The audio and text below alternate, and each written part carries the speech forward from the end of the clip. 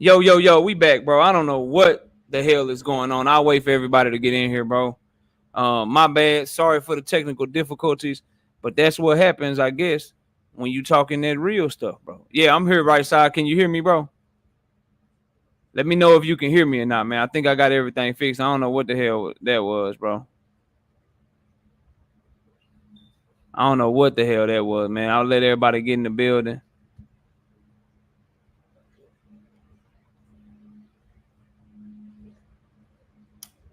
Okay, James say we good.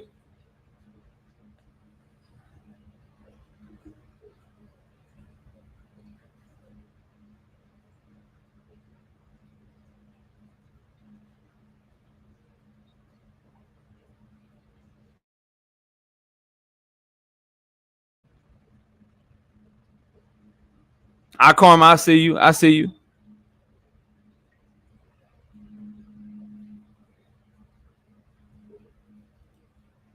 Right side, I Karma,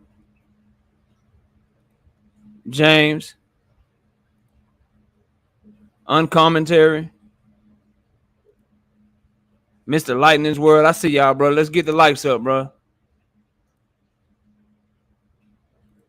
JR Smile, Seattle Boxing Talk. I see you, bro. We had to restart the stream back up, man. Had to restart the stream back up. All right, we good, bro. Celtics about to get embarrassed. Damn, they getting their ass whipped, bro. That's messed up, bro. That's messed up, man. That ain't good, bro. That ain't good. Let me drop the link too, bro, just in case anybody want to come up. Right side, I love to have you come. Are we waiting on everybody? I love to have you come talk to me and explain to me your Nova pick, bro. I ain't mad at it. You know what I'm saying? I can see him winning the fight, but I just want to know why you picking who you picking, bro. You know what I'm saying? If you got time, bro. If you ain't got time, that's cool. I ain't tripping. I ain't tripping at all.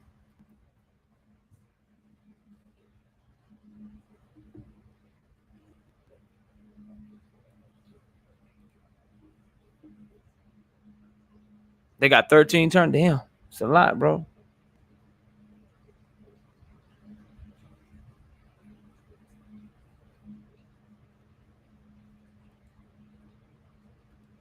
It's a lot, bro. That's a lot. All right, bro. We're gonna go ahead and get to it, fam. We're gonna go ahead and get to this last pick, man. I appreciate everybody that was able to come back and catch it, man. But we got Artur Beterbiev versus Joe Smith Jr., bro. Artur Beterbiev versus Joe Smith Jr. for the unified light heavyweight championship of the world, bro. Other people having trouble also. Yeah, I don't know what it is, Omega. But Artur Beterbiev minus 800 to get the W. Joe Smith Jr. plus 500 to get the W. My brother TJ is back. Yo, what Now, up? what's going on, bro? I was just giving the rundown. This 12-round light heavyweight WBC, IBF, and WBO title fight. We got Artur Beterbiev putting his WBC and his IBF on the line, and we got Joe Smith Jr. putting his WBO on the line. Artur Beterbiev, 37 years old, out of Russia or Canada. He's a Canadian citizen, so I'm sure right now he prefer to be called a Canadian. Orthodox fighter, 5'11", 73-inch reach. You got Joe Smith Jr., 32 years old, Orthodox fighter, 6 feet tall, 76-inch reach, fighting out of Long Island, 28 wins, 3 losses, 22 wins by way of knockout. He himself has been knocked out 1 time. What you got on this, bro? Get to it, TJ. What you got on this fight, bro? You don't mind? I want to hear what you got first. I don't know who you picked out of Joe Smith and Artur Beterbiev. You ain't tell me nothing. I know. I want to hear. I want to hear what you got first. No. I'm the host. You go first. I go last. I get the last word, bro. Yo, I've been on the fence. I've been on the fence for a few weeks now with this. I'm going to the fight on Saturday. I'm really excited about it. You know, and one thing I'm surprised that it's not even in the main garden. It's in the Hulu theater. You know, one thing Joe Smith Jr. never really took off. I guess even for a unification fight, it's crazy. You know, it's not in the main garden, but man, I have a feeling this might be an upset. I'm going for an upset on this. Possibly possibly even the distance, if not a stoppage. I feel like in New York he might get the nod. It's gonna be close. It's gonna be close either way. Did you freeze down on me? No, I'm listening to you. I'm listening to you. All right. Yeah, you know, he's Beterbiev's 37. One thing I'm looking at, he's not getting any younger. He's fought before at 200, so he's making, I don't know how he's making 175 because he looks stacked with no fat on him at 175. So every time he's doing the weigh-in, it looks like he's just barely making it. And he's got youth on his side, Smith Jr. If there's one style to beat Beterbiev, I feel like it's going to be a Joe Smith Jr. And for Joe Smith Jr., you know, he can be outboxed, but he hasn't been out-muscled. So I feel like the odds are way too wide on this. He's got a lot bigger chance than what a lot of people are giving him, because when the odds dropped, he was a 6-1 underdog. And I think he can trade with him. You know, you saw the Marcus Brown fight. I thought people go in trying to box with Beterbiev, almost scared of his power. But I always feel like Joe Smith Jr., he fights with no fear. He's never been stopped. If you really want to look into his record, he's never been stopped. He's had his jaw broke. Right. The dude don't quit. He don't get dropped. So he's got a chin on him. And sometimes when you look at the biggest power punches, you don't ask who's got the bigger punch. You ask who's got the better chin. And Beterbiev has been dropped twice. So you look, maybe Joe Smith Jr., you know, he's got a longer reach, and he throws, when I look at him, if you watch like the Sullivan's Barrera, he got dropped with a left hook. So this guy's got power in both hands. But his money punch is that right hand over the top. He dips down left, and he does a no-look right hand over the top, signature Danny Garcia punch. The punch that dropped Amir Khan, right? He would dip left and then throw that right hand over the top, not see it coming. And he can throw that from out of range. And I feel like he can outwork you, so he could win a points decision, or he could drop Beterbiev. And I feel like Beterbiev has got to stop Joe Smith Jr. to win. So I think I want to upset. Obviously, I'm from the New York area, you know? Yeah. So, and I'm a union member. I'm Irish American. So not only that, but I don't let my bias go into my prediction. I actually thought Callum Johnson might be more of a banana peel fight for Joe Smith Jr. than this fight. I feel like Artur Beterbiev isn't that hard to find. His defense isn't unflawed, even though he has a great amateur pedigree, but he couldn't be hit and he can't be clipped. So, and this is Joe Smith's last hurrah. I feel like, you know what? I'm rolling with an upset on this. Oh, you got him stopping Beterbiev? You know, I got him. I think I might be the only person that thinks this might actually go the distance, believe it or not. So, you know, the last 3 fights that Beterbiev went, one went 9 rounds, the other went 10 rounds, the last 3 fights. So people think, oh, this fight's going to end within 3, 4, 5, or 6. I don't know if that's the case. But either way, I don't know if I got him stopping or a decision, but I'm definitely I think Joe Smith might I'm hoping, but I also think he's got a damn good chance stylistically to beat Beterbiev. I ain't mad at that. Give me a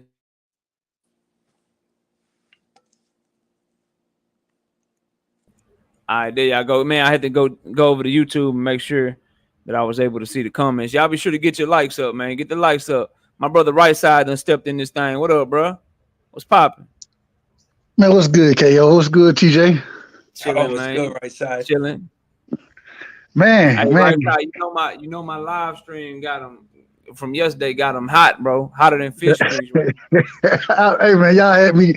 I was dying, man. I was like, man, I wish I could jump on right now. Yeah, I was listening, man, and yeah, you know, but that conversation now, this is starting to get out of control, bro. This is starting to get out of control, but I love it. I'm all about that smoke.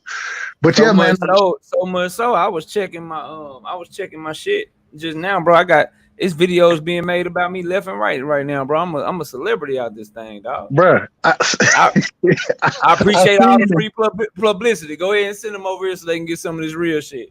I Thank you said- so much. Cause y'all will never pull up. I said, damn, nigga making video these days. I ain't Yeah, even know they what don't pull Knockout, up, you bro. know what that means? They bro? don't pull up. I don't get it, bro. This What's guy's up, man? insecure. That's what it is. Why would you make That's another it, video bro, about like- another dude? You're either salty Yeah. or insecure. Like, Get out of here with that shit. Come holler at me. I'm Yeah. it's open panel. It's open Corny. panel over here. that's corny, bro. It's some corny ass shit. But right side, what you got, bro? Talk to me. Like, talk to me about the fight, man. Whichever one you want to go. I know I was asking you about Nova, but if you want to talk about Beterbiev-Smith, you can do that. I was curious because then you said you were switching to Ramirez. I didn't know if you were playing or not. Nah, I'm gonna stick with Nova. Man, I think because of I think y'all kind of broke it down really well, but for Nova to win, you know what I'm saying? What up? I think he gonna end up making it more of a dog fight. There'll be times that he'll box with him, and I think I give credit more. I give Nova more credit than you do as far as his boxing ability goes, but also for him to be able to press Robeisy, like I think he will have to at times. Him being the bigger fighter, I think it's going to be easier for him to make it his fight versus Robeisy to be able to outbox him the entire fight. So I think it ended up being more of a dog fight, and I like Nova to win in that dog fight. Okay, I got you, bro. I ain't mad at that. And that's what it's gonna have to turn into. I agree with that part of it. Where if it's a dog fight, that's Nova's path to victory. I don't underestimate his boxing skills. It's just the stuff that he does it well. Like I like the jab with the right hand beneath it. But bro, like you dealing with somebody with Ramirez, like we talking about somebody with a feint game, with timing, with pivots, with counter punching ability, sets traps and shit. I don't see Nova on that level, bro. I don't see him on that level when it comes to that fight. Right side will probably come right back. He probably got booted out. He'll come right back to us. But Artur Beterbiev versus Joe Smith Jr., man.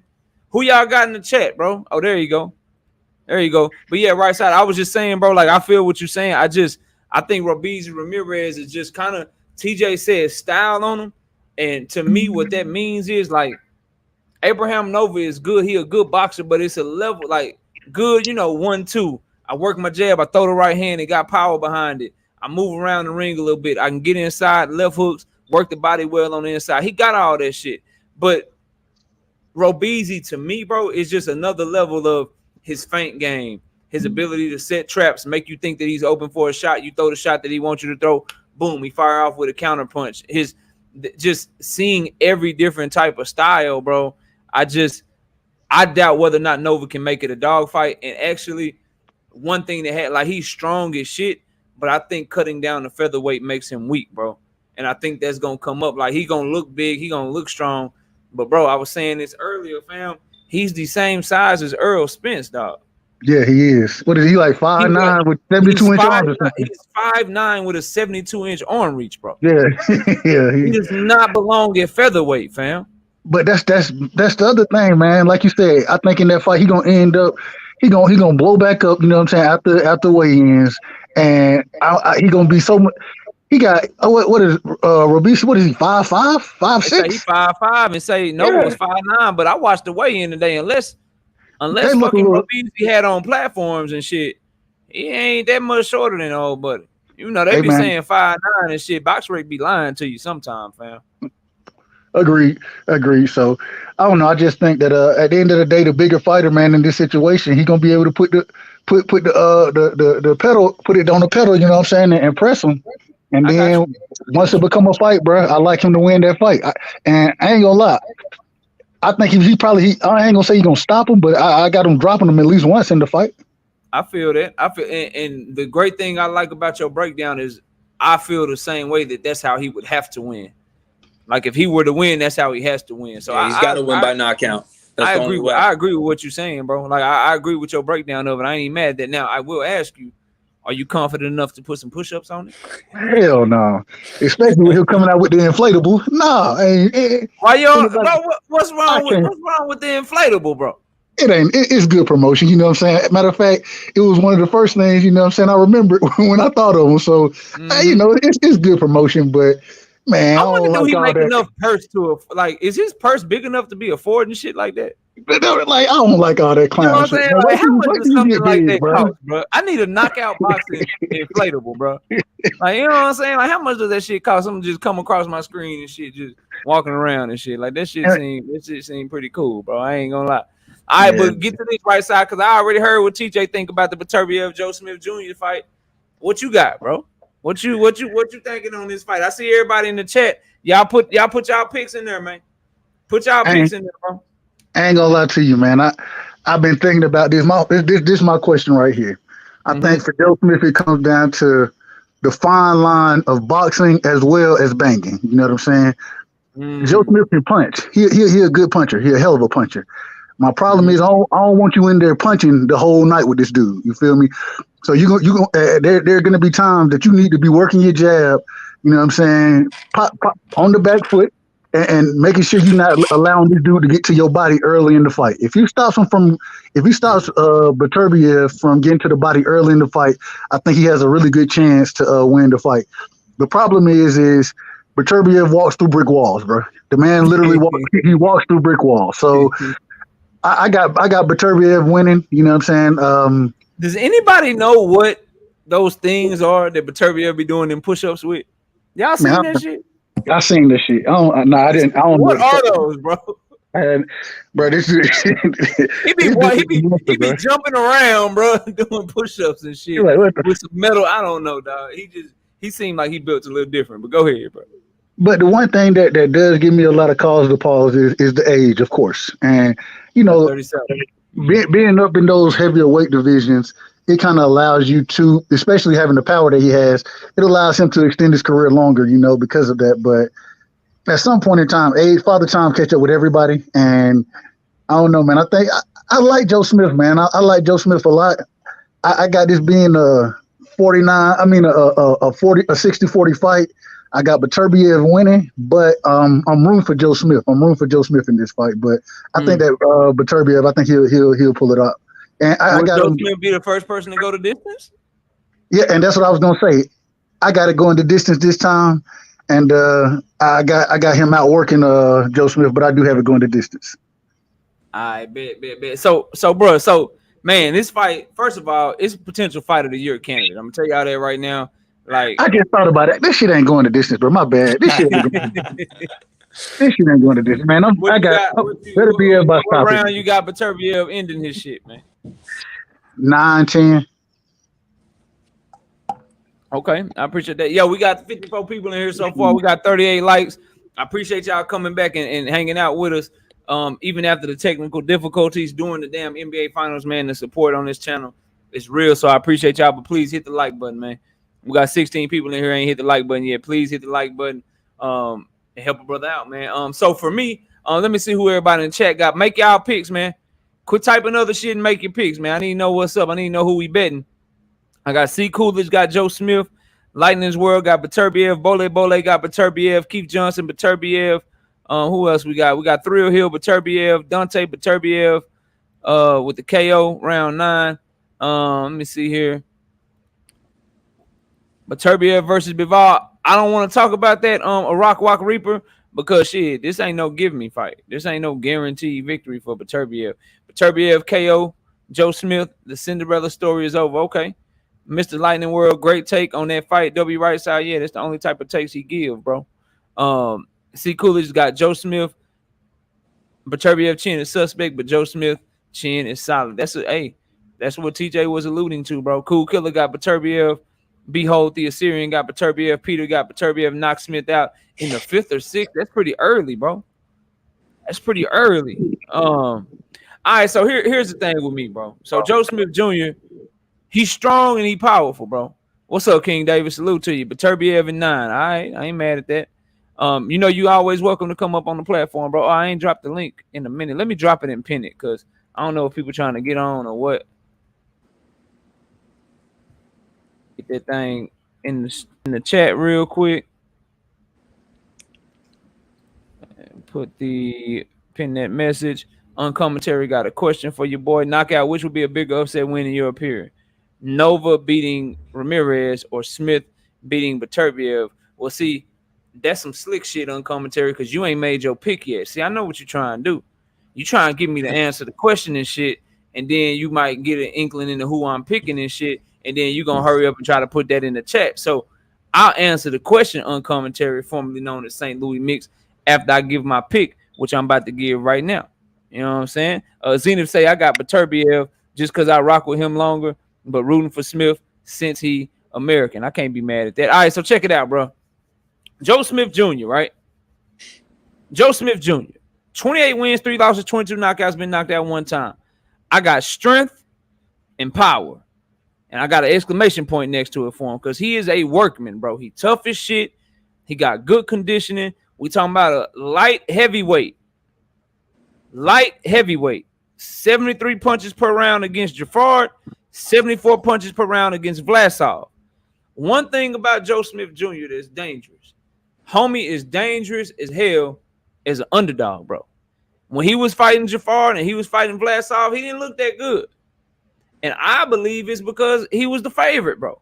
But when you count him out, when he the underdog and shit, and he get to have that Cinderella story, I saw somebody put it in the chat. When he on that type of time, he's very dangerous because he's a hard puncher. He come in that hole like he ain't got shit to lose, and he's very durable, and he coming to wreck shit, bro.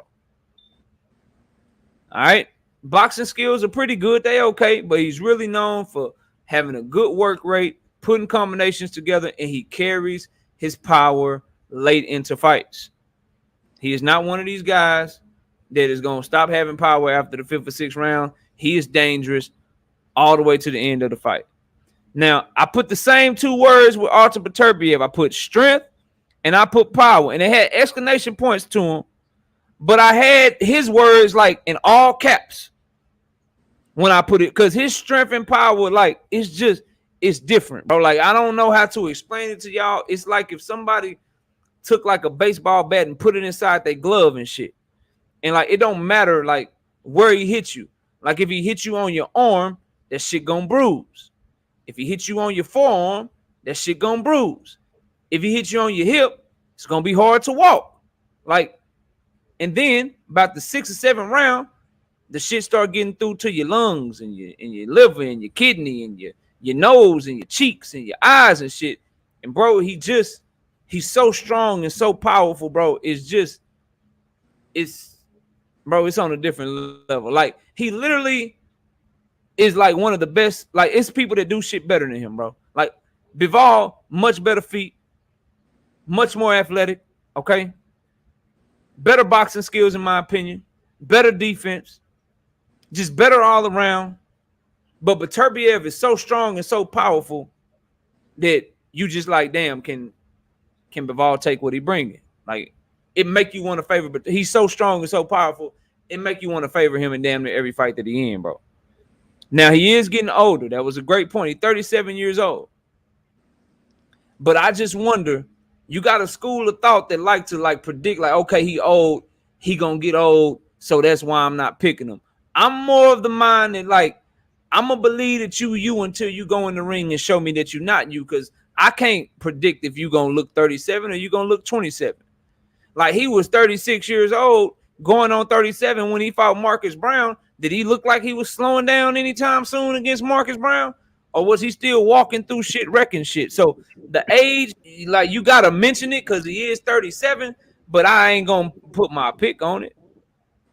I ain't gonna put my pick on it. Like, he one of them people, he gonna have to get old. Like, I'm gonna have to see him like, damn, I missed that pick because his ass got old and I didn't see it coming. I'm gonna have to see that shit with him. So I ain't even really considering the age. One thing I saw people keep saying, bro, is the boxing skills. If you think that he coming forward with no boxing skills, bro, I would question kind of, what you watching. This is a 2012 Olympian. More importantly, though, it's the subtle ways of applying pressure, setting up his shots, dipping down, looking low, throwing that straight right hand, working the body, cutting off the ring. He did a great job with Marcus Brown. He literally would put his right hand. He had Marcus Brown so spooked once he threw his right hand a couple of times. He got to the point where he would just put his right hand out there or put his left hand out there, and he was trying to get Marcus Brown to react. So he would put his jab out there like he was trying to jab. Marcus Brown would react to it. Boom, here come a right hand. He would put his right hand out there, make Marcus Brown react to it. Boom, here come a left hand. Like, bruh, like, homie got a lot of subtle shit that he do in the ring that's very, very good. Path to victory, Joe Smith Jr. and Artur Beterbiev, they kind of do the same thing. And what I believe about guys like David Benavidez, Artur Beterbiev, Errol Spence Jr., Gary Antoine Russell, they all got different fighting styles, but they all are like, I'm going to press you out. I'm going to break you down. I'm going to come to you, and you're going to succumb to this pressure that I'm bringing. I believe that fighters like that, you can't do the shit that everybody else do against them. Joe Smith can't come out this bitch trying to box, bro. If you come out this hole trying to do what everybody else do with Artur Beterbiev, oh, I'm going to move around the ring. I'm going to give him some lateral movement. I'm going to jab. I'm going to try to work my right hand, try to land a big shot behind it. Like, if he come out like everybody else do, bro, you setting yourself up for failure. You got to do some shit that Beterbiev don't expect. And a big-ass, strong-ass, bully like Beterbiev don't expect you to come in there and just go after their ass. Joe Smith Jr. throws more punches per round. He has showed, and I think TJ made this point. It was a great point. He's been the one that ain't been put on his ass. Beterbiev been put on his ass. So Joe Smith got to be like, look, bro, you ain't nothing but a man. Matter of fact, you a 40-year-old man. I'm younger than you by 5 years. I'm finna come in here and I'm walking straight to your ass. I'm trying to beat your ass.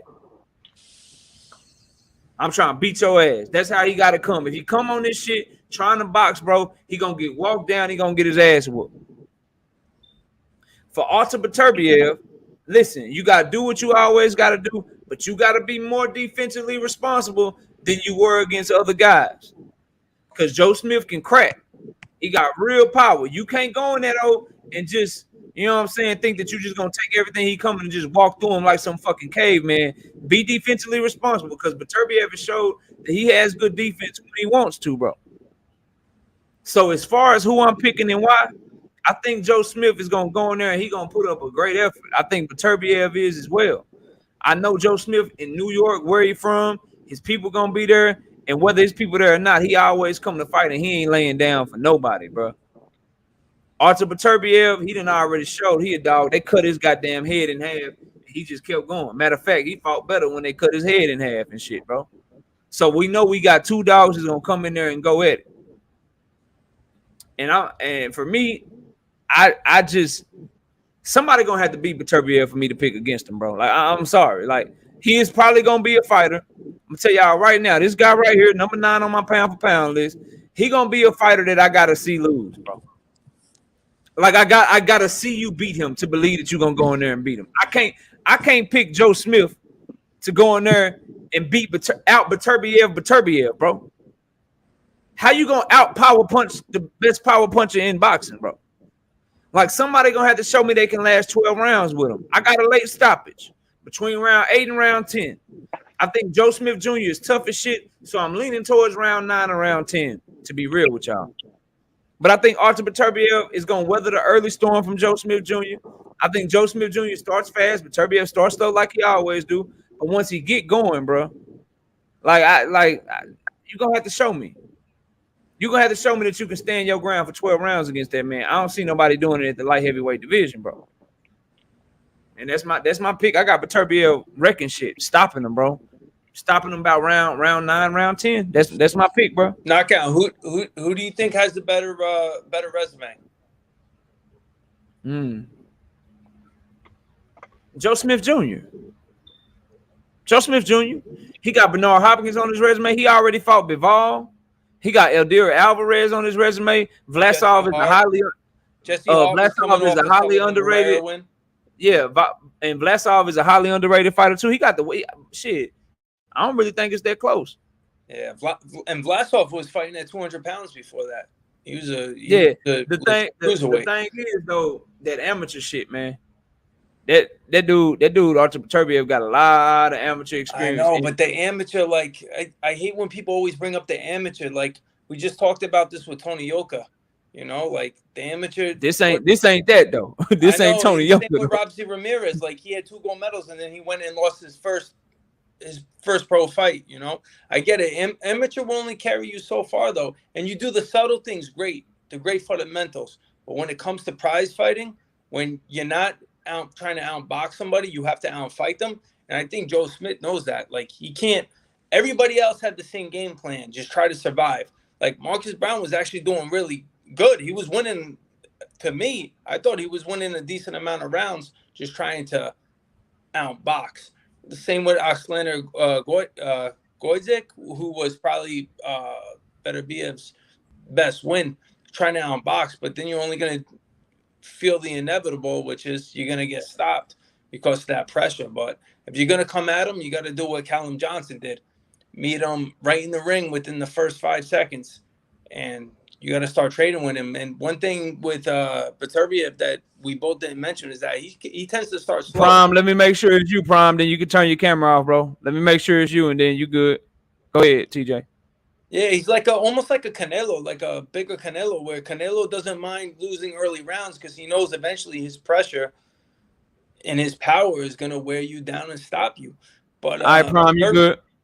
Beterbiev starts slow. So I think that's the perfect time for Smith to pick up rounds and to potentially hurt him like Callum Johnson was doing. And he, if you're going to talk about Callum Johnson, I think Joe Smith Jr. is a much more polished, more experienced, more athletic, stronger, more powerful Callum Johnson. And he wasn't looking that bad against Beterbiev, to be honest. Nah, he wasn't until he got his ass stopped in the 4th round. Yeah, he wasn't looking bad at all, bro. Everything you said was facts until he got his ass stopped. Yeah. So I mean, people just gonna have to show me with him, bro. What's up, Prime? What you got for the show, man? What's up, man? Nah, you know what's kind of funny is Joe Smith and Beterbiev. I kind of feel like they're like a mirror image of each other in a weird way. It seems like, you know what I mean? Like, I don't know. They're not. I mean, they have their differences, but it's kind of like Beterbiev, Joe Smith Jr. I mean, like, you just bunch them up together. You know what I mean? It's gonna be a good fight, but I'm not highly amped on it. You know what I mean? If I catch it, I catch it. If I don't, I don't. I don't know if the. What you mean? Three belt unification? Yeah, I know. That's what my cousin told me too. He's like 3 belt unification, but I'm like, I don't know, man. I just don't. Maybe as it comes. When is it? Tomorrow or next week? No, it's Saturday. It's Saturday, bro. We do our shit the week of. It's Saturday. Okay. Oh yeah. Okay. So maybe Saturday I'll be a little bit more pumped for it. But yeah, I don't know. But it's gonna be good. It's gonna be a good one though. You know. What's up, I see who What's up, man? I want to see the winner fight a better Bibble though. That'd be nice. Nope. They already said the winner is fighting Anthony Yard. Oh yeah. I was talking about that earlier before my other stream got shut down and shit. The winner got to fight the WBO mandatory Anthony Yard. Anthony Yard gonna actually be at the fight. But man, this the thing though. Like y'all kind of broke it down perfect. If you see how Marcus Brown was able to have success, you know what I'm saying, on the back foot, more or less boxing. And that's why I said, man, it's gonna be a fine line that Joe Smith needs to walk in this situation. Because, yeah, I agree. It's all good and well to meet him in the middle of the ring and bang with him, but yeah, that shit it's gonna work for a couple rounds, but it ain't that's beat this man like that, but you can't beat him like that. So I think if you, like I said, as long as you can limit his body work early in the fight, you know what I'm saying, make sure that, like you say, Joe Smith, he carries power late. Make sure he got his legs under him, you know what I'm saying, as the fight progresses. It gives him that much more of a chance to catch him with something and to hurt him. But I just, man, you better not take your ass and then start banging right away. Because, like you said, it looked good, you know what I'm saying, until the round come up and you on the ground. So, yeah, it's going to be a fine line that he has to figure out, you know what I'm saying, as far as trying to win rounds. And then with him being in New York, you know what I'm saying, although Beterbiev is the favorite in the fight, with him being at home, you know what I'm saying, I just think it's stacking up well, but you got to be a really smart fighter, you know what I'm saying, to go in and win this type of fight. Because, like you say, it's a fine line of getting beat up in the middle of the ring, or getting walked down. You know what I'm saying? You got to kind of figure out that line, and then when it's time, start to sit down in your punches. Man, like you said, the other good thing with Joe Smith is the volume that he throws in. So you're gonna have to be active. But my problem is when you active, and Beterbiev throw one of them hoes in between one of your shots. Yeah. You gonna take that shit. That's bro, where I'm at with it, y'all, and it's just very simple for me. Guys like Beterbiev, David Benavidez, I'm gonna stick to those two because they fight around the same weight class. they are to the point where like you're gonna have to show me you can take what they coming with, bro. Until somebody does, I'm just gonna believe that you can't. Cause I ain't never seen nobody take the shit that they be dishing out, bro. Facts. You know what I'm saying? Like it's one of those things where it's like, bro, like I feel y'all. But I think at light heavyweight, I know that Joe Smith Jr. is gonna hit Beterbiev. And I know that Beterbiev is gonna hit Joe Smith Jr. Shit, like until somebody take clean shots from Beterbiev and take them hoes, I got Beterbiev, bro. The thing with Benavidez is that it's that simple for me, bro. He throws so much more. He's like a volume puncher, you know. Facts. Punches and bunches. But Beterbiev is more. He's more like skilled with accuracy, and he throws methodical like with that shit. shots. He'll pick his shots and shit. Yeah, he picks his shots like you see his body shots of it. You almost don't even see him on TV. That's how much. That's how subtle they are. But hey Brian, just turn your camera on real quick, and then you can turn it off. Oh, that's my boy Brian Harkin. Okay, you can turn it off. I'll let you up, bro. Go ahead, TJ. Yeah. No, he throws everything with power, but I'm just thinking like if Joe Smith has the fight of his life, if he shows up with the work rate that he has and the chin that he has, and I mentioned the resume before, who had the better resume, because I don't think that Beterbiev has fought somebody like a Joe Smith Jr. He's fought mostly boxers. So we know Joe Smith Jr. ain't the best boxer skill-wise. He's a fighter. That's what he is. He's got boxing skills, but he primarily fights. He comes off the front foot and just throws volume with power in both hands. So if that's the style to beat somebody like Beterbiev, I think Joe Smith's got it. Yeah, I think that's his best shot, bro. I don't think you can do what everybody else. Like you can't. Everybody tries to box him off the back foot and use movement, bro. Like that just make him go into what hunt mode. He go into seek and destroy. You gotta try to switch it up on him, bro. You basically just delaying the inevitable. Cold. Yeah, catch his ass cold. That's why that's why I believe. That's why I differ from right side a little bit. I believe he got to come out and just go for it, bro.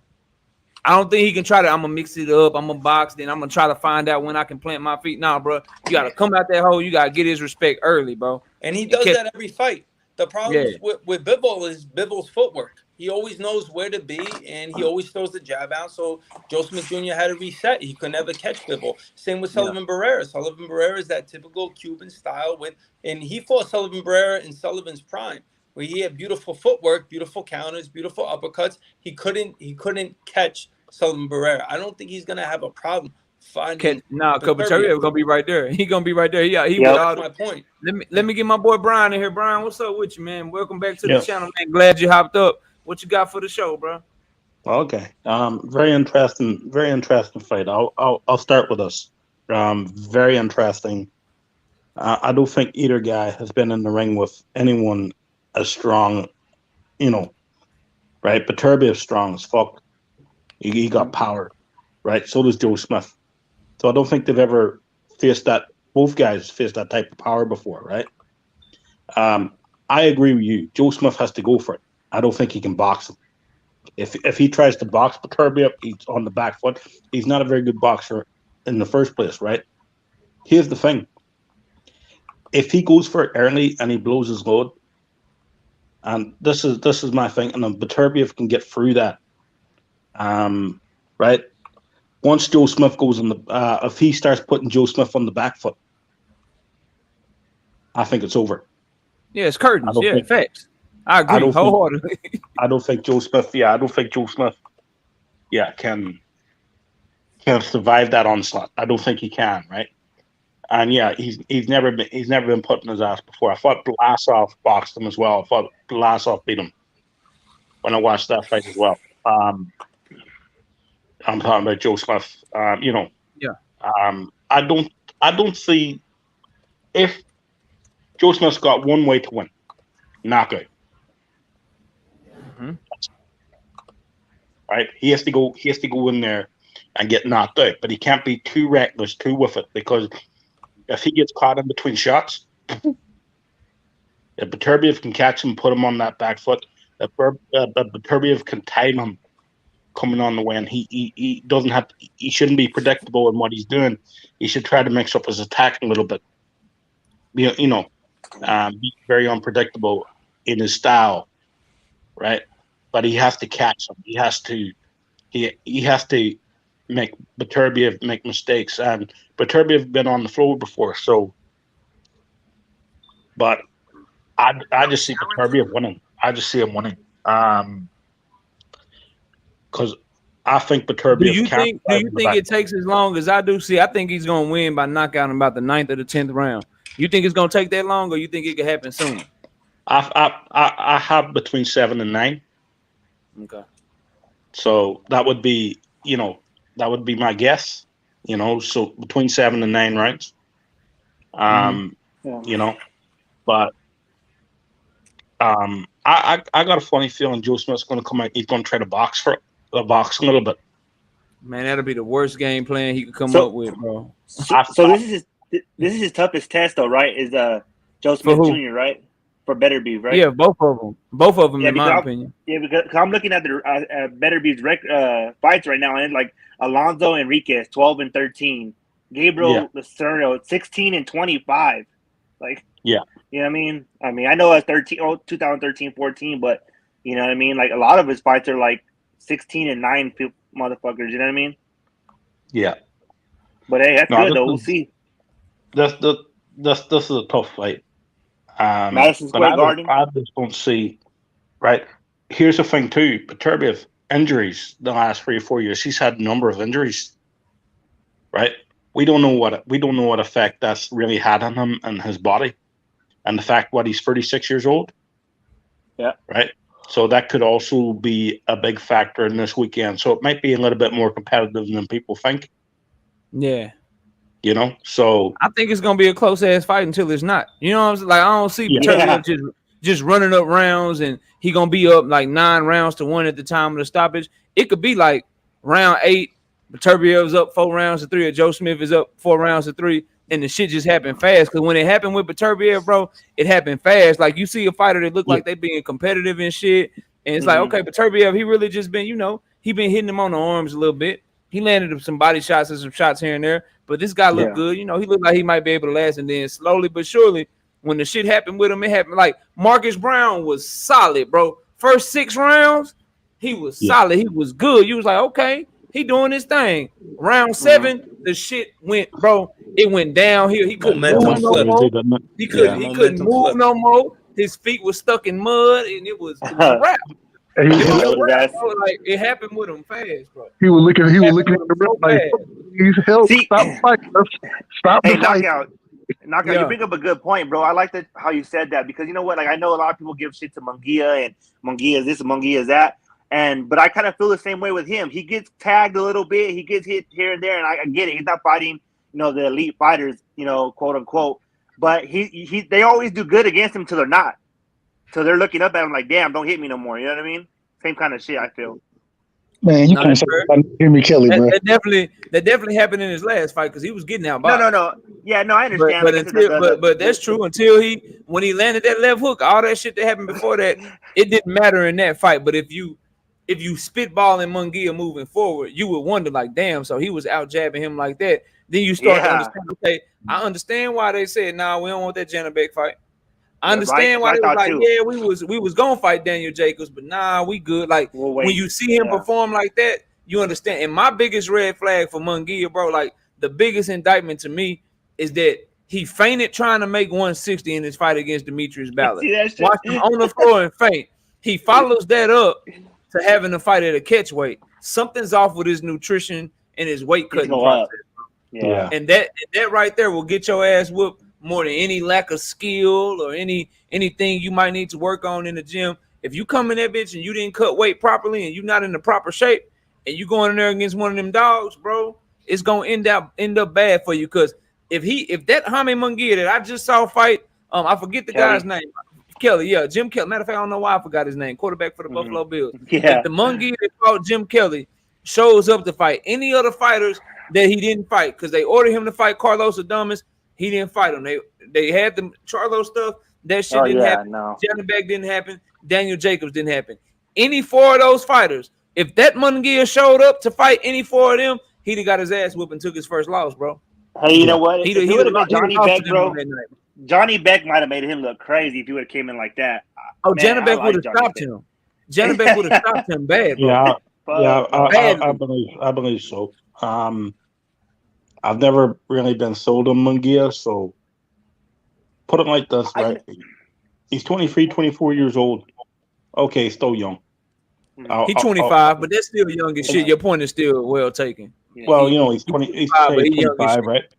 He's he's had 39, 40 fights, something like that.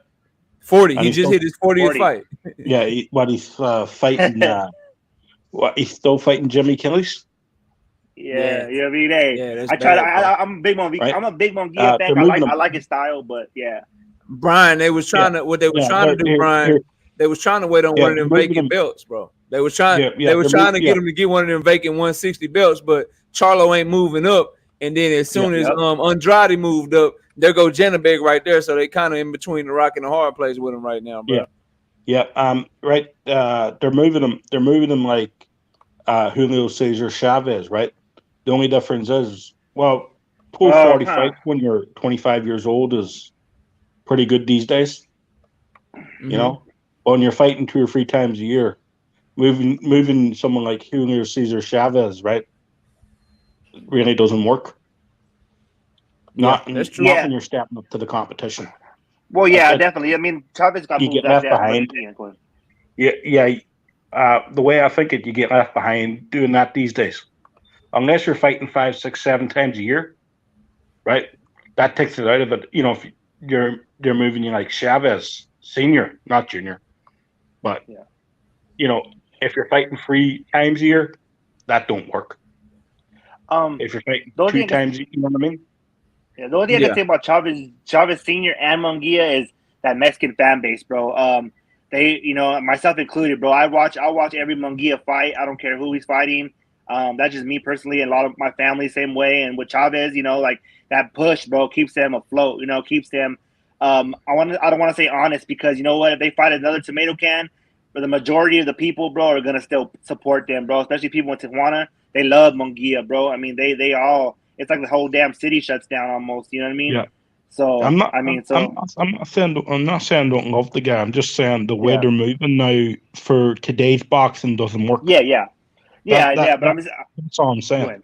No, I understand. I'm just saying, like, but no matter what, like, if they move in with another bum, right? I don't want to say bum. I don't like that word. With another a foe that's not at his level, we're gonna watch it again, right? And then I just don't know when. Let me push back on you a little bit, Prime. Because see, I don't understand that, bro. Like, so he can fight anybody he wants to, and y'all will still support him, bro.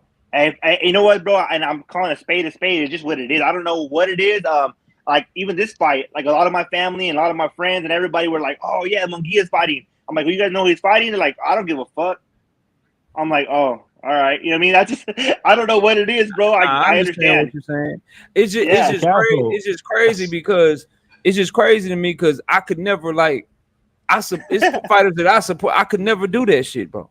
I don't know. Like, I could never co-sign a fighter that I like not fighting who I want to see them fight in the best. You know what I'm saying? Like, I want to see them. I want to see them tested. Like, I rock heavy with Tank Davis, and I'm always on his helmet, bro. Yeah. For sure. I'm always like, look, bro, don't you take your ass back over there and sign with Floyd. Yeah. Look, if Devin ain't fighting Kambosos, you need to try to get the WBA to mandate that fight. Yeah. Or if Devin Haney is gonna fight, if he fighting Loma, then shit, you need to fight the winner of Ryan Garcia or Javier Fortuna, or you need to see what's up with JoJo Diaz. You need to do something. I don't want to see Eastside Cruz Part 2. Like, so I don't. So when I hear that, bro, it's just it takes me mind-boggling a little bit because it's like, damn, I can't believe. Honestly, I can't believe people give I don't want to go on a rant and Tank. I can't believe people give him credit for Roy. I was hearing some people giving him a lot of credit for Roy, and I'm like, why I expected them to win, so easily anyway, right? Yeah. The fact was Roy's awkwardness just made it awkward at times. That wide stance, I think, confused Tank Davis for 2 or 3 rounds, and then he figured it out. And then once he figured it out, the fight was pretty much over. And that's his problem, Brian. Like, he's fighting people that he's supposed to do that to. So when he does it, it's like, okay, he did it. Like, shout out to you. Like, you did what I expected you to do. Could do that good. But what's next, bro? And Yeah, when fighters are fighting fighters that they ain't gonna get credit, like Tank Davis could have knocked him out in round 1, round 6 like he did, round 4. If he had a competitive fight with him and stopped him late, or if he went the distance, no matter what he said, people were gonna criticize him because of the performance. You don't need to be fighting fights like that. You need to fight fights where people think it's close. Like people think Loma can beat you. People think that Devin Haney can beat you. And then if you go in there and you show them that it ain't what they think, then you start to get the credit. You start to get the accolades. And I wanted to touch on the brother, not me, because see, I got a different and again, this is where I might be different. So Prime says, not me says, Prime is not wrong. Mexicans are loyal to Mexicans, as they should be. But to me, loyalty is telling me when I need to do better. I don't consider that loyalty if you just rock with somebody no matter what they do or what they got going on. To me, loyalty is yo knockout, you messing up. Yo, knockout, you doing this or you doing that. Like to me, that's loyalty, like telling me when I'm wrong so I can do better, bro. Yeah. And so I don't understand that part of it, bro. And that's why I'm pushing back on Prime just a little bit, because it's like, damn, bro, like if y'all put because the pressure, like he don't feel the pressure that I put on him, because he like, shit, you ain't really, my fans rocking with me regardless. But if his fans were to ask him to do better and say, yo, Jaime, we ain't trying to see that shit. Yo, Zerto, when the hell you gonna step up? You got damn fight. Brian, you know what I'm saying? Like if their fans would do the shit, then maybe we can get them to fight the fights that we want to see them fight. And guess what? Then that gives you, as a fan of theirs, that will give you an even bigger leg to stand on, where you can really talk your shit for Jaime if he go in there and beat the shit out of Jamal Charlo. Or you could really talk your shit for Zerto if he go in there and beat the shit out of Bivol. But you can't really talk that shit and say that they the best, because they ain't fighting the people that we want to see them fight. So I think we should put more pressure on the fighters that we support to actually fight the fights that we want to see, bro. And that's where I stand on it. Hey, knockout. No, go ahead. No, you're 100. Go ahead. Right, go ahead. Hey, knockout. What's up, right? Devin Haney doing it. Facts. That's it. 100% facts. Devin putting in work. Listen, Devin's doing great. Right Side has heard me say this. I don't know if you two brothers have heard me say this before, and I maintain this. The biggest compliment that I think you can give any fighter, or the biggest compliment I can give Devin Haney, damn the jab, damn the footwork, the hand speed, damn the undisputed. Forget all of that. The thing that I lay upon his feet, bro, that I respect about him is that I believe 100% wholeheartedly. And I don't even think he can beat everybody at 135. But what I do say, and what I will always give him credit for, is that if every single fighter in boxing had his attitude, we get every fight that we want. Yeah. If everybody had the attitude of Devin Haney, we get every fight we want. Or if they had the attitude of, I got to throw my guy in here right side. Or if they had the attitude of Jesse Bam Rodriguez, we get every fight. We get every fight we want, bro. I like Bam. Like that. Bam don't give a fuck, huh? Bam said this squabble it up. Man, Bam to the fight, wrong side, bro. This man. And guess what? And guess what? Right side, he said he want Chocolatito next. Man, this dude, hey, bro, think about it. Bro, just think about it. You got those three names on your resume back to back to back.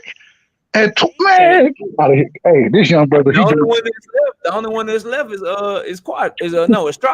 Yeah, Estrada. Them four, the four that people was real high on. You had Quadras from back in the day. You had Rung Wasai, you had Chocolatito, and then you got Juan Estrada. Those was the four that people was like, bro, if he get all of them and he beat them, even if he lose one of them, but if he beat all of them, come on, dog. Yeah, no. Estrada's on the. I don't think Estrada. Chocolatito will not be the one that go to war. Rung Wasai too, though. This would be a hard motherfucker, man. Estrada got a mandatory against Jesse Bam Rodriguez's brother, Josh Franco. That's a tough ass fight for Estrada. He might not beat Franco, bro. Nah, that's a tough fight. Hey, I just popped in to give my 2 cents on the Beterbiev-Smith fight. Already, Brian. Yeah, it's what time is it? It's 4:06 a.m. here. So damn, bro, get you some sleep, man. You know you always welcome. No, thanks for hopping up, bro. Appreciate you, bro. No worries. Thanks for having me on. Already, Brian. You always welcome, man. Take it easy, bro. Peace, man. Peace out. Yeah, Brian and I in a prediction league together, man. We got a little prediction league. It's like 60-some people in there, man. We doing our thing. But yeah, brother, like that's all you can really say about Devin. Now, do I think he beats everybody, bro? Like, nah, that's a whole different conversation. But you gotta give that young man his props and his credit and say, look, bro, look, he fighting everybody and he calling for the smoke the right way. So you can't really. You know what? I just want to see what he does if Kambosos don't. I really hope right side Kambosos does not exercise his rematch clause, bro. Oh, he is. He definitely exercising that. He definitely exercising. Yeah. Why though, bro? There should be a rule where, like, if you get beat so bad, you shouldn't get a rematch no more. I'm about to piss Prime. I'm about to piss Prime off. They should have took Canelo rematch clause and threw that shit in the garbage after the Bivol fight. Like, if you get your ass whooped so bad, bro, you don't get no rematch. I don't give a damn. A-side contract, none of that shit, bro. Bivol wants that run back. He needs that. He's trying to get that first check still. He needs that second. Man, Canelo ain't getting in the ring with him no more, man. Canelo about to fight Triple G, then he gonna fight John Ryder, and then Prime gonna be right there supporting that shit too. Yeah, hell yeah. Triple G's a hell of a fighter still. He's still strong. He still has a lot of pop. He's he looks like he came back to the fountain of youth, brother. He's ready to go. So it's gonna be a tough fight for Canelo. You told me this shit last time. It's so crazy. He's so honest with it. You can't help but laugh. You can't. Most people you get mad at him and shit, but he just smiling. He don't give a damn. He like, but that's my guy. Shit, what you want me to say? I mean, that's it. I ain't mad at him. That's how I used to do with the Zab Judah, bro. I love Zab Judah, bro. Everybody used to argue with me, bro. I'll be fighting in school and arguing, and I still to this day ride for Zab Judah, man. Southpaw, his style, everything about him, bro. I go live with him. He goes live, and he's like, "What's up, Prime?" You know what I mean? I'm like, "What's up?" You know, it's cool. I see what you're saying, Peter, and Batman Forever, aka my brother 817 Zenith 360. I hear y'all, bro, but I'm just hoping like Kambosos don't want to like be at the top, bro. Like he cashing out already. He ain't shit but like 30 years old or something. He young, he cashing out already, like knowing he gonna lose a fight, and he ain't like, come on, bro, like get your ass out the way. This is what should happen. Devin Haney should be allowed to fight Lomachenko or Tank Davis. I prefer Tank Davis as a Tank Davis fan. But if he fight Loma, I'm not shitting on the fight. All right, I'm going to be excited for that fight for Devin because he been wanting that fight for a long time. Devin should be able to fight Lomachenko. While that's going on, if Kambosos want his shot, then I need Mayweather and all them, whoever Tank Davis signed to, I hope it ain't Mayweather. They need to throw a bag at Kambosos and get Tank Davis in the ring with Kambosos. And that way, all the winners can fight each other. Whoever win between Devin Haney and Loma, assuming it's Devin Haney, hopefully Tank Davis can go in there and beat the shit out of Kambosos, worse than Devin Haney did, and then him and Devin can fight next. That would be in a perfect world. Or if Devin Haney's fighting Tank, let Kambosos fight Loma. He had signed to fight him anyway. And then the winner between Devin and Tank fight the winner between Loma and fucking and Kambosos, bro. But Kambosos, you don't get to get your ass whooped that bad and then get a shot again, bro. You got your ass whooped bad, bro. I don't want to see that shit no more. But at the end of the day, I will say that Devin should honor his word as a man. He shouldn't try to do no Tyson Fury shit. He signed that shit. He said he would do it. So if Kambosos exercises his rematch clause, then shit, he should go ahead and fight his ass, bro. I get my thing is, if I'm Kambosos, bro, I'd be like, man, okay, yeah, I know the money there, but I'm not exactly sure. Why would I don't want to get my ass whooped in front of my country again, bro. Like, and you can never work your way back up to the top, right? So, like this, if he take this fight, he's admitting that he ain't never trying to be shit in boxing no more. Yeah. He's literally trying to cash out. So you don't think that if he loses again, that he still won't be a name to like the go against the Lomas? He becomes a journey. This boxing, bro, like you can have a couple of losses, but he becomes a journeyman. And then the thing is, Devin beat him so thoroughly, and if they fight again, if Devin beats him worse again, people are gonna realize his flaws, and then you don't fight Devin like how boxing work, bro. You don't get to fight like Devin Haney, and then all of a sudden now you're gonna go fight Jackson Marinez and shit. Once you reach that shit, you gotta fight people that's on that level. So you would go from Devin Haney, and then he gonna start getting off because people gonna be like, oh, he fought Devin Haney, fought twice. He the former unified champion. They gonna want to get their prospects to put his name on their resume. So he gonna start getting calls about fights like Michelle Rivera, Frank Martin, Jose Valenzuela, Keyshawn Davis. You know, he gonna get those type of calls and shit. And Yeah, I don't know. Hey man, I ain't gonna lie to you. At this point for Cambosis, man, I don't know what. Like he might as well cash out. Who does he beat? Who can he beat? Like really, honestly, we were saying this before he fought there. The man is a B-level fighter at best. And I don't want this to come across like, first of all, Devin Haney is the man in lightweight. He is the undisputed champion. This ain't shitting on him, but I don't think Kambosos can beat any of the guys that we want to like. Everybody, the top three people want to see mix it up at lightweight is Devin Haney, Tank Davis, and Lomachenko. All three of those dudes beat the shit out of Kambosos. Let's just keep it. Yeah, we were saying that before the fight. You know what I'm saying? So that ain't the shit on Dev. You know what I'm saying? It just is what it is. But so I mean, none of those guys, and then like you know how I do right side, looking at skill sets and trying to break shit down, bro. You put him in there with Frank Martin or Jose Valenzuela or Keyshawn Davis, like I think they dog walk him too. That shit gonna be ugly. It's gonna be ugly. I think they do Kambosos bad too, bro. I agree. You know what's crazy to me, bro? Out of Devin, out of Tank, I mean, I love Tank, how he knocks people out. It's amazing. Devin Haney is a great boxer, great off that jab, one of the best jabs in boxing. But for some reason, bro, when I watch all these fights with Shakur, bro, I was more in awe. When I saw Shakur beat Valdez, bro, and how he did it with the power, with the boxing, he looked so comfortable in there, bro. Like nothing could faze him, bro. And I don't know if it's because it was Valdez and the competition or what, but I know that if Haney and Shakur ever fought each other, I'm going Shakur, bro. I don't know what it is. I just think he's a great fighter, bro. Shakur has a bad pick against anybody. The best you could say about a fight with Shakur is just 50-50. And it's only a couple of guys you can say that, but like he's special. Same with Devin Haney, same with Tank. Like you can say like, yo, I think this person will beat Tank, or I think this person will beat Devin. But when you come back to it, you're gonna be like, shit, I got this person beating Devin, but it is 50-50. I can see Devin winning. Or yo, I got this person beating Tank, but I can see Tank winning. It is 50-50. So I mean, bro, it's just like people pick. Some people got Shakur, some people got Devin. Some people got Tank. At the end of the day, those three guys, they need to fight, bro. They got to fight. When you guys saw Devin beat Kambosos the way he did, was it as exhilarating as when you guys seen Shakur beat Valdez? Like for me, I felt like it was good.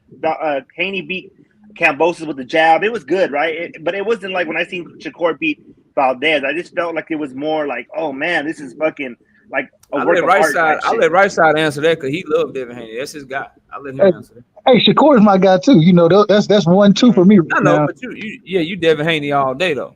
All day. And for me, both fights, I had the same feeling in both fights, bro. Like just the class that they put on. And I always say I'm a boxing fan. You know what I'm saying? So I usually rock with boxers over the puncher. And not saying that Kambosos is a puncher or anything like that, but I think Oscar Valdez, definitely I would consider him a puncher. And man, I don't know. It's just the skill set that these guys both put on and display is tremendous for them to be the age that they are, and for them to be going after the smoke the way they're going after the smoke. You know what I'm saying? They ain't trying to duck or dodge nobody, not even each other. They both say, "Oh, that's a mega fight."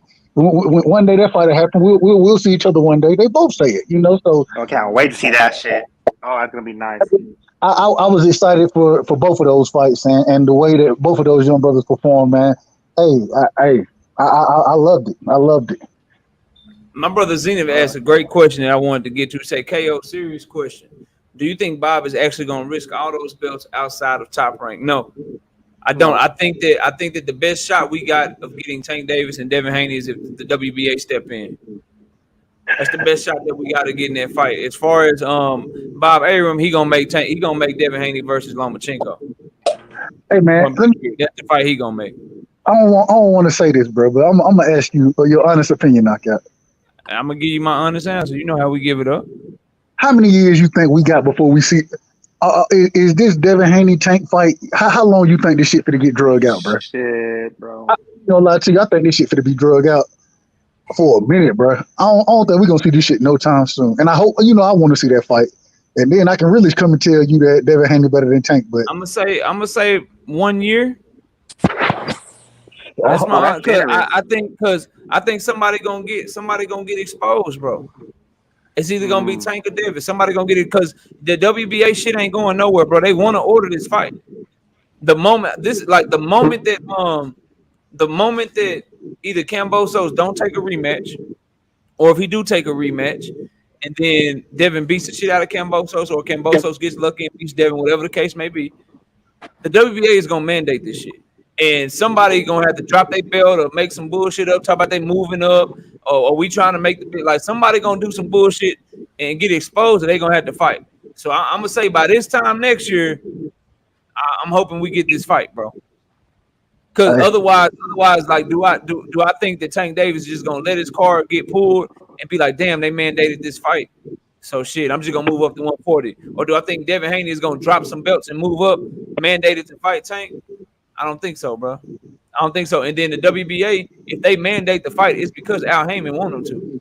And Al Heyman is Tank Davis's manager. So if they mandate the fight, that's telling you right there that they think, you know what I'm saying, right or wrong, you think they're wrong, but they telling you that they think Tank Davis can beat Devin Haney when they mandate that fight, because they ain't mandating that shit unless Al Heyman tell them. Hey, I think we got a year and a half, bro, because I think Devin want the big fight so bad that he ain't letting up, and now he in a position to where no matter what, like, you can go have your Ryan Garcia fight, you can go do whatever, but eventually you gotta come see me, bro. Eventually you gotta come to me, and that's what being the undisputed champion does. Now the kicker is, how long can Devin make that weight? He's getting bigger, he's getting older. Yeah, he looked good, he looked like he was in great shape, but he was a little dry at the weigh-in. All right, I know somebody that's struggling to make weight when I see it, bro. So can he wait for the next 2 years to stay there? I don't know. Mickey Bay the best though. Bro. Mickey Bay in the interview, he was like, man, you know, just over the last 6 months, I done seen Dev grow it another inch. You know what I'm saying? He just getting bigger, so it is a struggle to make that weight in. I ain't gonna lie, man. I'm glad he got him a nutritionist, and he said this was the easiest weight cut that he ever had, so or as far as making 35, but I don't know how check long. It right side. What fighter, like, so? But check it though. Real talk. What fighter gonna tell you that, man? Right before a fight, or when they ask that question, what fighter gonna be like, oh man, it was a struggle, bro. I struggled so hard. That shit was difficult, man. I barely made it. Like, nah, they gonna tell you it was easy. They gonna tell you this the best I ever. Like, they all gonna say that shit. Well, Kambosos told your body don't lie, bro. You 5'8" with a 70-something inch reach, and you growing, and you 23 years old, getting older, bro. It's hard to make one, bro. It's hard to make 135 when you that big, bro. Like, I agree. So after the Kambosos fight, and if the Lomachenko fight get made, if he move up after that, is he ducking Tank? No. Nah, I don't think nobody's ducking, man. I don't like that. I don't think nobody ducks nobody, really. I just think it's a matter of timing, money. I ain't gonna call it a duck, bro. I want to really bad. I want to really bad, but I'm not gonna do it, bro. I'm not gonna call it a duck, because if the weight shit just came up, right? So like, if all of a sudden he was like, oh shit, I can't make the weight no more, I'm moving up, then I'll be like, yeah, bro, why you doing it? But he been talking about this shit for years. Yeah. You know what I'm saying? He been talking about it, and if you tank, then that's when I put pressure on you. Like, all right, bro, so what? He dropped the belts and moved up. If you really want that fight, then I just see you fight at 140. Don't fight him at 40. Nah. You know what I'm saying? Like, I don't care where they fight at. No, I don't either. Just fight. You know what I'm saying? So I ain't gonna call that duck. And then to Zena's point right here, and then I want to get coach in here, bro. Zena with the $10 in super chat say, if the WBA mandate the fight, Bob gonna have Devin drop the belt just like he did at 140 when Puello was mandated for Taylor and PBC promoter won the purse bid. Bob not risking those belts outside top rank. Devin ain't built like that though. That's where Devin can tell Bob, go F yourself. I'm taking the fight. I ain't dropping my belt. Devin ain't finna let nothing slide where you can even make the argument that he don't want no smoke. He ain't built, bro. Like Bob can try that shit. Look, Devin, we think it's a dangerous fight. We got this over here for you. You just got to drop the WBA belt. Everyone knows you're the real champion, Devin. Everyone knows you're the real champion. No one's gonna care. That'll go away. He gonna be like, nah, I ain't no. They mandated the fight. True champions fight. I'm gonna fight them. So that's what I think. I don't think if the WBA orders that fight, Devin will fight Tank Davis, bro. He'll fight him. Coach, what's up? What you got, OG? So is Tank ducking Devin? No. He's not. I don't see him doing that either, bro. Why? Why y'all don't see it that way? How is he ducking him though?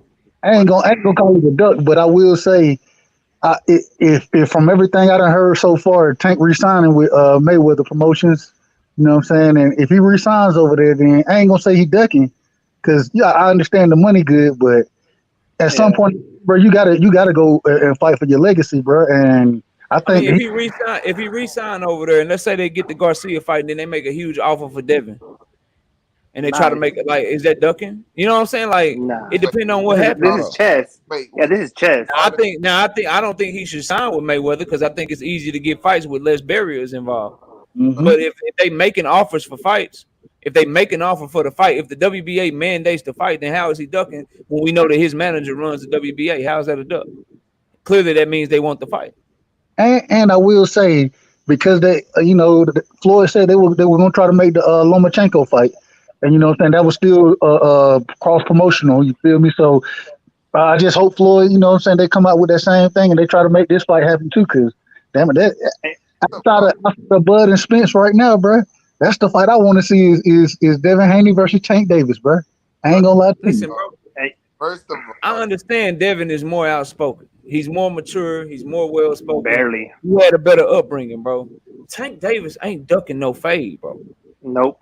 He's not ducking no fade, dog. so you telling me he didn't duck Lomachenko?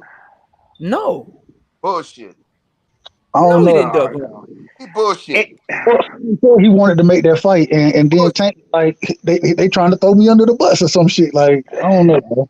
You gotta think though, too, bro. The managers and the powers that be, bro. Even if Tank wants that fight, bro, they might say, you know what, hey, he's not ready. But who knows? They didn't say that. Tank said he wants to fight. They moved him a certain way, and it is what it is. We hear the same thing, bro, and we hear different shit. Like he thought that Floyd was trying to set him up, yeah, because Floyd did that shit like it's some sort of punishment. He's like, oh shit, y'all trying to set me up, trying to give me Loma and shit. That don't mean he think he gonna lose. Well, that don't mean he don't want smoke. That just mean like, oh, so you trying to throw him to me because you think he better than me. By putting you in the ring, that's how I interpret this shit. By putting you in the ring with I got him calling out Devin on camera before the Rolly fight. I got him saying he won't Loma, saying the time is now. I got his train. Like, we all believe that Derrick James, he knows what Earl Spence wants. And whatever Earl wants, he wants. We know that about Derrick James. And so when Derrick James say something, we take it to the bank and be like, oh shit, that's what Earl think. But for some reason, when Calvin Ford say, look, we want the Loma fight.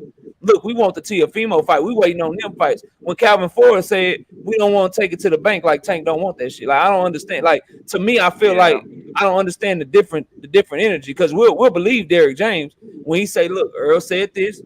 This is what he want. We want this fight. I want whatever he want. We rock with it. Oh shit, Derrick James said it. Then we know that's what Earl thinking. But when Calvin Ford say something, we question it like, oh no, shit, I need to hear it from Tank. Nobody. I don't understand it. No, that's not what it is. That's not what it is. That's not what it is at all. Yeah, they talking. I mean, about, that's what happened. Well, wait. Devin been calling him out for fucking years. Lomachenko been calling him out for years, but he keep on fighting these dudes that you know he gonna beat. So if that's your money man tell you what he want.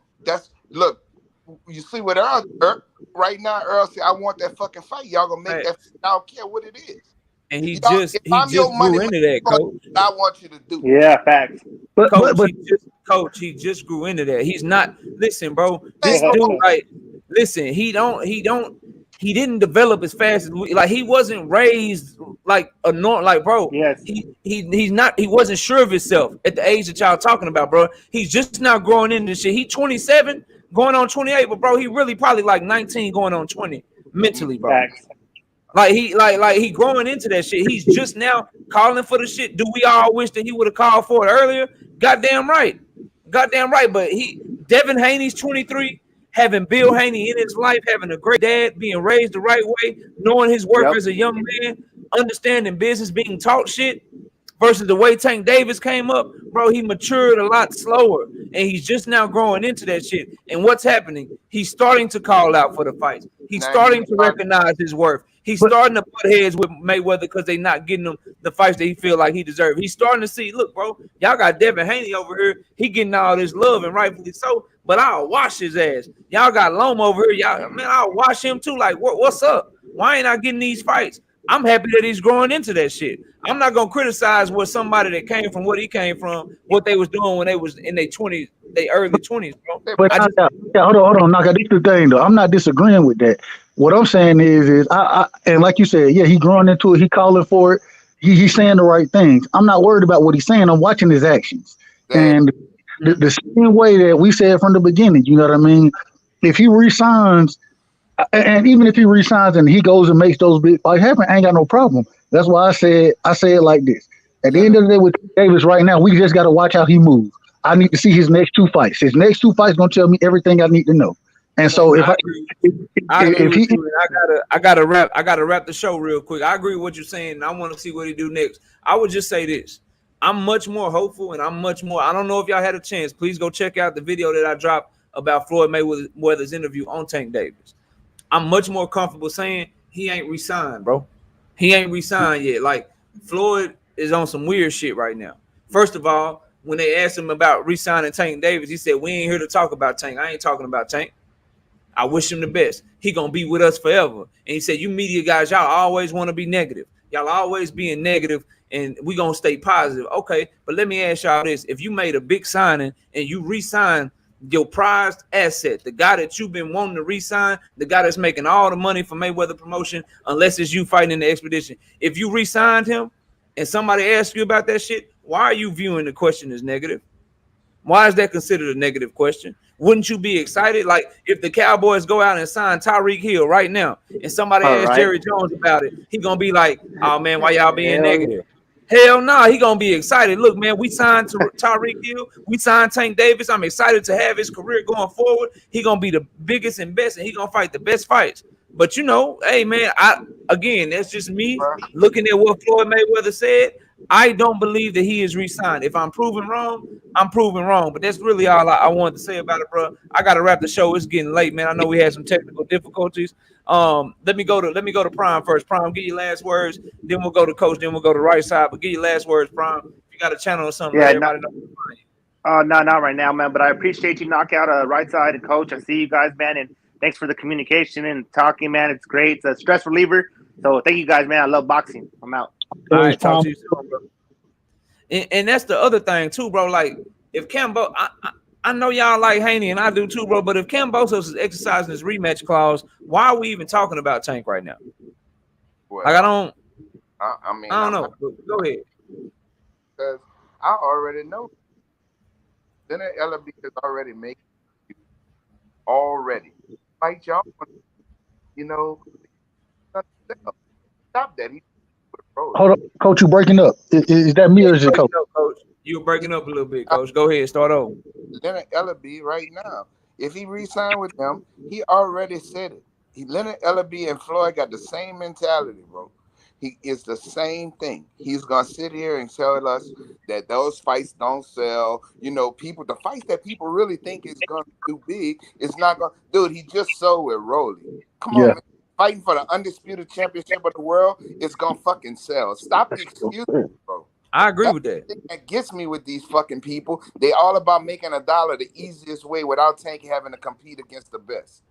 That's the kind of shit that and they call me a Tank hater. No, I'm not a Tank hater. Nah, you ain't no Tank hater. You just want to see him fight the best. I know you don't hate Tank. I want the best to fight the best. I don't care who wins. I want to know who is the best. Same thing with Bud and fucking Arrow. Coach would be the first one if Tank fight his boy Devin and beat Devin. Coach would be the first one, man. That Tank a bad motherfucker. He'll give him credit. He don't hate Tank. He just want to see him fight, bro. He want to see him fight.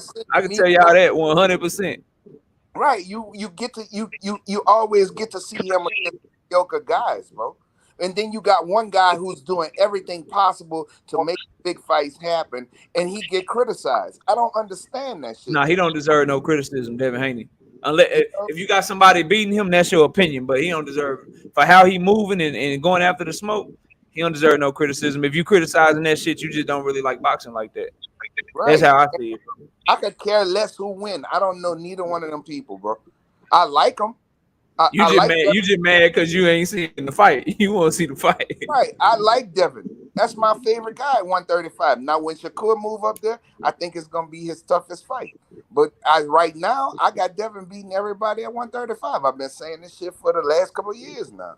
So my whole thing is, if Tank beat him, great. That's fine. Good for Tank. But, bruh, stop all of this bullshit that Leonard Ellaby and them come up with. Because this shit is horrible. It's not fair to fight fans. It's not fair to real boxing fans. And we keep seeing this guy in the ring with guys who we know he's going to fucking stop, bro. It's no challenge for that kid. That's how talented Tank is. He's very fucking talented. But That's we a don't fact. know the best if he don't face the best, bro. That's all I'm saying. And people sit here and say, you hating on this one, you hate on that one. I hate on fucking Canelo. Canelo keep on fighting bullshit fight. He just picked wrong this time. Nobody want to see that shit. I want to see him. You think I want to see him fighting GGG? I could give a fuck about that fight. You know what I'm saying? You got a young fucking lion who trying to fuck up everything in that division, and you scared to fucking fight him. And it makes Tank look bad, and Tank ought to get tired of hearing that shit, bro. I think he is, coach, and hopefully I'm proving right. But I gotta let me go to right side, coach, and then I'm gonna holler at you later because I'm about to get off. But I appreciate you hopping up, man. Coach, Right side, what's up? much love to Coach. Much love to everybody who jumped on the coach. Man, coach ain't no Tank hater, bro. He don't give a damn who it is. He want to see them fights, bro. Straight up and down. Go to your right side, give you that word, bro. Am I a Tank hater, bro? Am I a Tank hater? No, not at all. Oh, okay, I just want to see, man. At the end of the day, man, I just want to see them all mix it up, man, all of them. And like I say, I'm looking forward to see what Tank's next moves are. That'll tell me exactly how Tank is moving forward, how he's going to be moving forward. And so I'm excited to see it, man. Knockout, always a pleasure to jump up with you, man. Looking forward to this week. You got Beterbiev winning, right? Yeah, by KO between round 8 and round 10. Hey, I want to bet you on this one, but I got Beterbiev. Bet me. I gotta get you to do some push-ups. You made me do push-ups even though I got the pick right. I owe you. Hey man, listen. When I make sure if I bet, bro, I know what I'm talking about. If I'm betting, that's okay. We're gonna bet. It's gonna be a 50-50 fight soon, and we're gonna disagree on. And we'll bet it up. I ain't gonna try to get you go get your own pick just for a bet, bro. That's crazy. But nah, man, always appreciate you, KO. Hey, last question, man. What'd you think about Bud, man? What Bud said as far as his top 5? I said it. Oh, it's top 5 pound for pound. I ain't mad at it. Number 1, he better have himself first. Man, what you thought about Earl being number 4, bro? I mean, that's cool, bro. Like, throw your shade. Like, bro, I'm not on that soft ass shit. Like, throw your shade. Like, I wouldn't be mad if he didn't have Earl in it at all, to be honest with you.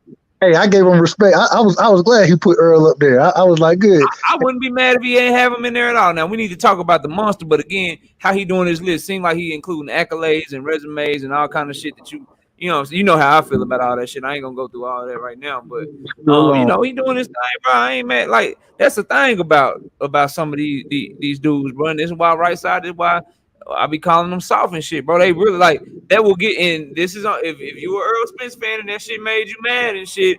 Yeah, hey man, don't do that soft ass shit. That man can pick whoever he want for his pound for pound, bro.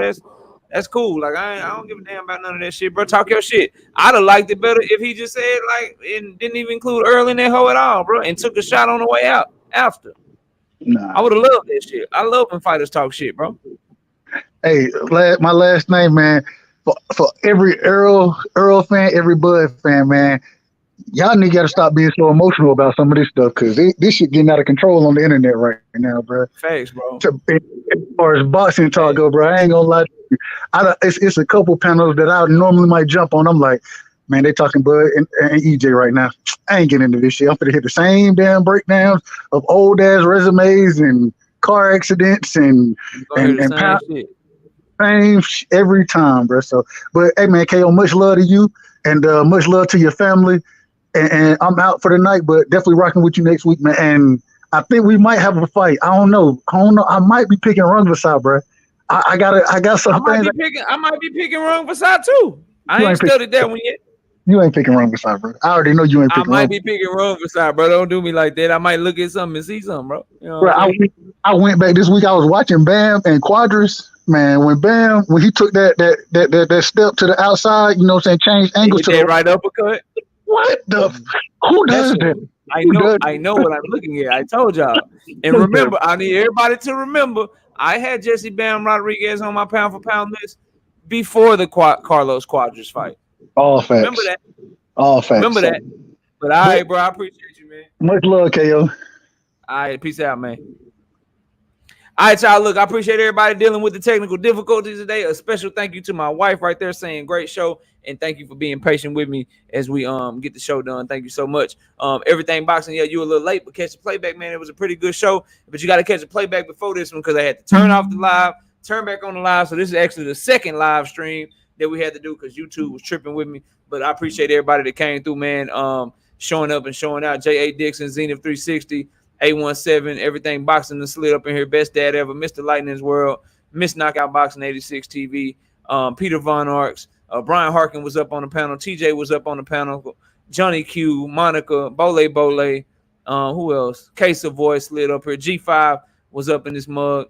Everybody that came through, man, I appreciate y'all. Everybody enjoy the rest of your night, man. Tell the people that you love them. And if you don't do nothing else this weekend, man, watch boxing. It help the sport grow. And with that, we out of here. Peace out, y'all.